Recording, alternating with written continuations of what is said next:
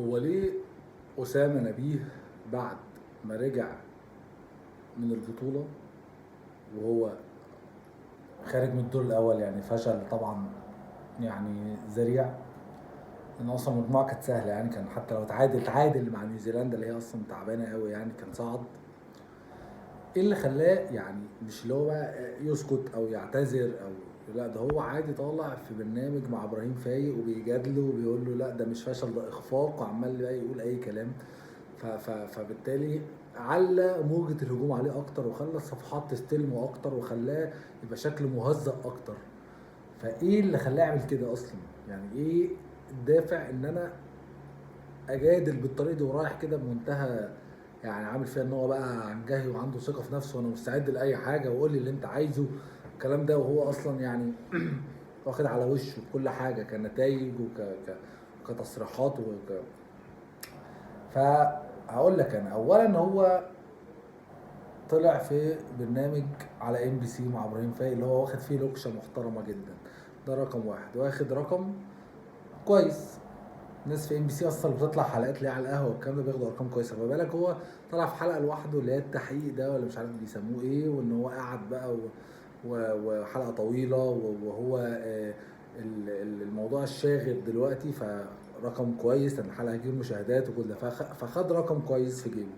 تمام. الحاجه التانيه الاهم بقى بالنسبه له ان هو لما طلع هو عامل فيها انه مش خايف من حاجه، لانه شايف ان هو عادي ده اخفاق زي كل الاخفاقات، يعني ما هو اللي قبلها عملوا ايه يعني. ودي حقيقه على فكره، هو اللي قبليه برضه فشلوا المنتخبات حتى، يعني اخر منتخب عادل لعب كاس العالم بتاع محمد ابراهيم ومحمد صلاح كده في 2013. لا ده كان 2011 حتى كان صالح جمعه وكهربا وكده كانوا مع ربيع ياسين، ده اخر منتخب يعني لعب كوره او كان ليه شكل يعني. فبقيت حتى المنتخبات ما تفتكرش منها حد، يعني 2015 2017 يعني حتى اللي تعرف مين اللي مسكهم ولا تعرف مين اللعيبه ولا المنتخبات دي عملت ايه ولا اي حاجه، لانهم كلهم من فشل لفشل لفشل. فهو شايف ان هو اصلا انه راح كاس العالم بالمجموعه دي ده انجاز. ليه؟ لان هو شايف ان في ندره في المواهب في الناشئين، وهو ده مش ذنبه ان هو ماسك المنتخب قبلها ب7 شهور، مقابل ان بقيه المنتخبات مع عامله اعداد قبلها السنتين. طبعا هو بيقول اي كلام حتى لو ده حقيقي، يعني هو ده مش عذر. ولكن انت عرفت ان مثلا اليابان عامله اعداد بقى لها 3 سنين، على اساس ان هي اليابان فاكيد عامله كده، ولا انت تابعت وسالت؟ ما انت بتقول اي كلام، يعني ما احنا ما نعرفش ولا انت تعرف عادي. لكن هو الفكره ان هو عارف ان هو هيعرف يبرر، وعارف ان هو دي لا اول ولا اخر مره، وعارف ان هو يومين وهتطلع حاجه تانية خناقه اهلي وزمالك تانية وبتاع والموضوع هيتنسي. هو حاسب كل ده وفاهمه لان هو قديم ومتمرس وفاهم الدنيا ماشيه ازاي. ولكن حتى اختيارات المنتخب اللي اتلام عليها قال لك اصل ده ما جابش ولا جون، اصل ده طب وانت خدتهم جابوا يعني. يعني قالوا انت جاب له 3 4 فراوده ما خدش منهم ولا واحد، ليه؟ قال لك اصل هم ما بيجيبوش اجوان، اي كلام. طب ما تاخد يعني ما تاخد حلقه يعني احسن وحشين فيهم وتروح من غير فرود احسن يعني. ده طبعا ده ان كان باين ان هو اللعيبه دي مفروضه عليه فرض بشكل غير طبيعي. ارجع للموضوع تاني واقول لك هو ليه يعني بجح ووشه مكشوف ومش همه، لان هو لما طلع كمان طلع بيدافع عن الاتحاد.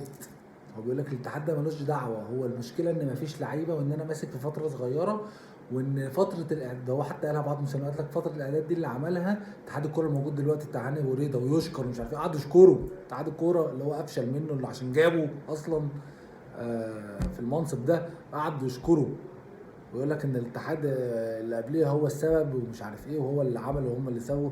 خلاص ما مشي بقى فعادي قطع فروتهم عادي. هو ليه بقى بيشكر في الاتحاد وليه جاي يشيل الليله ويتهزق يعني ما رماش عليهم اللوم في اي حاجه، لان هو عارف ان الناس دي هتشغله تاني والناس دي هتلف تاني والناس دي هيمسكوه منتخب تاني، لان هو مصدر علاقاته وقوته في الحته دي.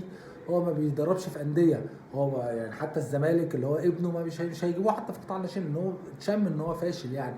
هو كان مساعد اسوريو لما اسوريو مشي، مسك شويه او مساعد فريرة، يعني مسك فتره كده في الزمالك كان فاشل، وبعدين بدا يمسك انديه بقى درجه ثانيه، المريخ واف سي ومش عارف ايه وبتاع، وحتى ما اثبتش نفسه عشان مثلا يطلع يمسك فوق ولا حاجه. فهو عارف ان مصدر قوته في علاقاته في المنطقه دي، فلازم هيفضل يدافع هنا وهيرجع ويمسك منتخب الاصغر شويه وبتاع، لما يفشل هيطلع يقول وهيطلع يعيد احسن واحد. لكن هو لو طلع شتم في الاتحاد وقال الحقيقه، قال هو اللي هم ليه فاشلين بالطريقه دي، ان اللعيبه مفروض عليه فرض من ناس معينه، من اعضاء في الاتحاد ومن ايجنتس ومن ومن ومن، مش هيشمها تاني.